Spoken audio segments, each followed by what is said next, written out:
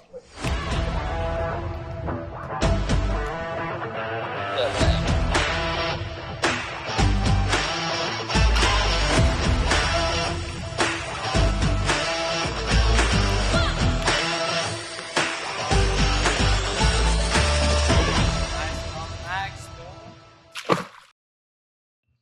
guys, welcome back to the channel. Just finished up wrapping up a awesome video catching big stripers out on Lake Pleasant on the big spoon. Haven't got a lot of footage of catching them yet on it. There's been a few here and there, but normally I forget the GoPro on the days that we really hammer them, and we got into them pretty good today. So I appreciate you guys watching the videos. Like, subscribe, please leave a comment. It really helps boost the video, so if you could just leave a quick comment, doesn't matter what it says, just something to help boost it up, that'd be awesome.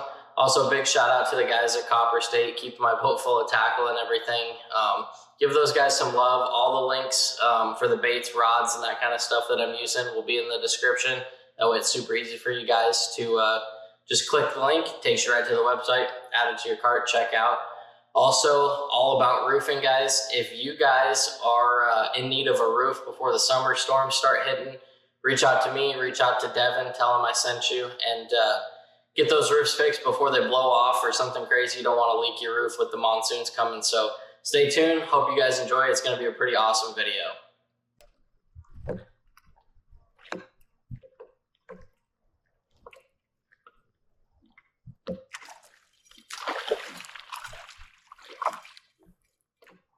First one.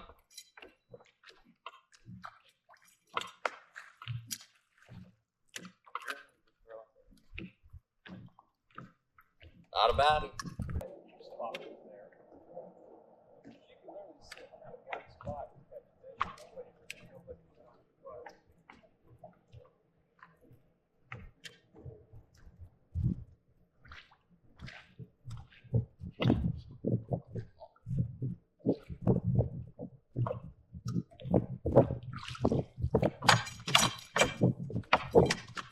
Not a bad one.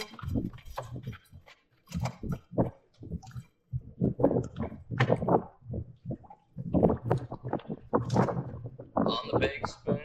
He was out here last Wednesday.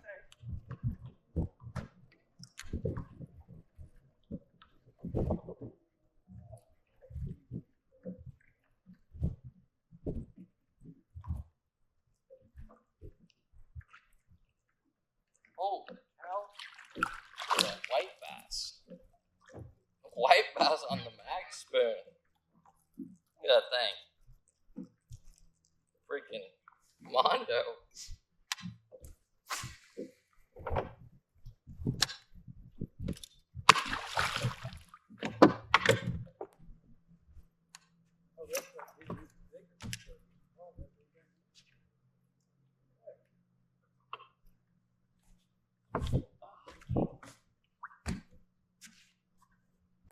Hey guys, wanted to jump in the middle of the action here, kind of do a breakdown of how I'm working the bait, rods, reels. I've kind of gone over it in some of my other videos, but this is, the rod is in my opinion, one of the most important parts of this, this whole thing, because you're throwing a spoon that's almost 4 ounces. So the rods I'm throwing is the Bailey Swim Irod Quercus and the Bailey Swim Irod Genesis 3. So the Genesis 3 is rated for 3 to 8 ounces. It is a little bit heavier of a rod, so it's a good crossover. It's a rod I love to throw the Draw 9 on. So it's a good crossover rod if you want to throw the big spoon and the Draw 9 or bigger swim baits like that. Works really good. As far as lightweight and kind of comfortability, the Quercus is definitely a little bit lighter of a rod, a little bit more sensitive. Not really important with these fish because they normally dang near rip the rod out of your hand. But the link will be in the description below of these rods. I have nothing but good things to say about these rods. I just switched over here a couple months back. I sold all my rods, got all Irods. I have almost the whole line of Quercuses, and I'm going to be ordering doubles and triples of them just because I really, truly love these rods. The two colors I've been throwing, everybody knows I've been talking about the Lavender Shad. Caught them on that one good. and then also the shattered glass.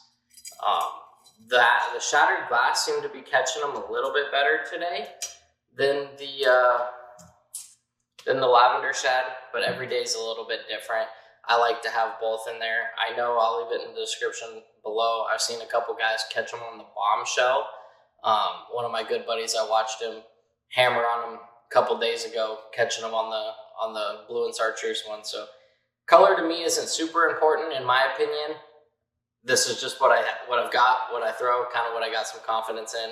So I mean, if I were to buy them, I would get pretty much one of each. Get a shattered glass, a lavender, and then probably a bombshell, just to kind of have your bases covered.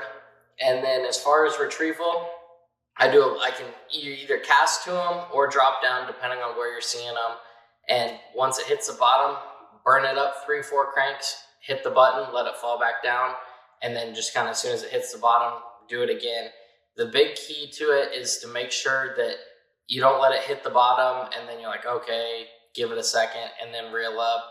And then when you stop, wait, it has to be moving. That bait hits the bottom, you've got to be reeling again, because you'll see them, they'll come up and down with it. And if that bait just sits there laying on the bottom or sits there just suspended, they're going to lose interest and swim away. So really make sure that that thing is going up and down and up and down. I don't really like to do a bunch of cranks. I like to just keep it short and sweet. A lot of them are laying down there on the bottom. Depending on the day, you catch them in 30, 35 foot. Today we ended up catching them in probably 60 to 70. Some of them were up on top of a little hump that was probably 40, but kind of got to mess around, see where they're at each day. They're stripers, they move around. But I think it's real important not to bring that spoon up 20, 30 feet and then try to drop it down, because those stripers will come all the way up, try to follow it all the way down. And it's just, the hot ones will eat it, but I like that just 2-3 cranks. It'll get it up there 10 foot or so, drop it back down and just keep it in that strike zone the whole time. But we'll go back to fish catches. Hope you guys enjoy. Thank you. And she just wants to be home more, so she's running for Maricopa County Supervisor.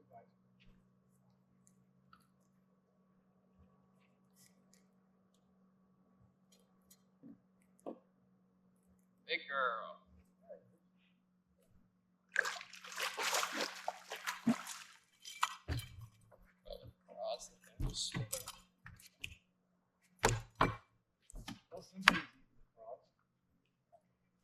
Pigging on the mag spoon.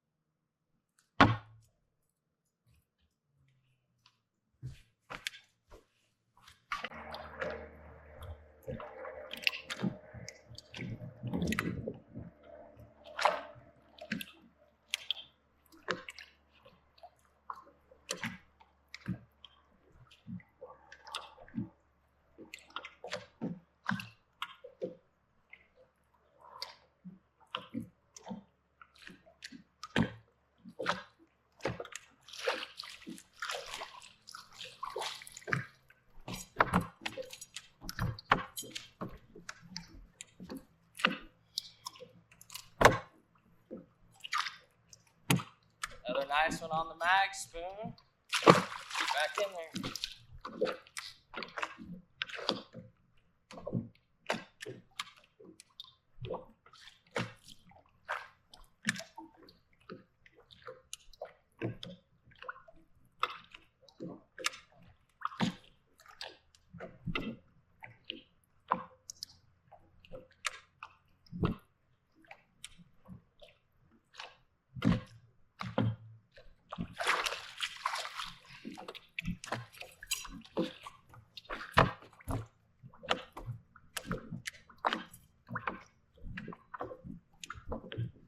You're smashing it today.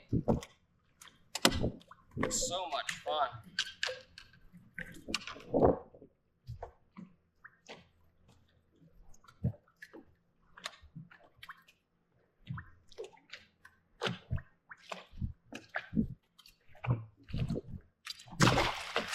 real important you have a good pair of pliers for these things so you don't get freaking hooked or spined. These are the Cuda Pliers. I'll leave the link in the description so you can check them out. They're super strong. They don't flex when you try to unhook the hook. So it's good for getting these giant treble hooks out of them without ending up with a hook in your hand or in a spine or something. So check them out.